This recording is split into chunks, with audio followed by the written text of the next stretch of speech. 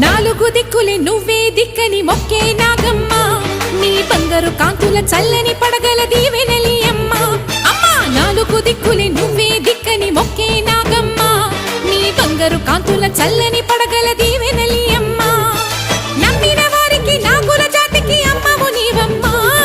పసుపు కుంకుమ పడతుల కొసగే దేవత నీవమ్మ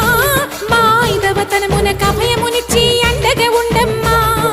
చల్లని చూపుల నాగమ్మ మా పిల్ల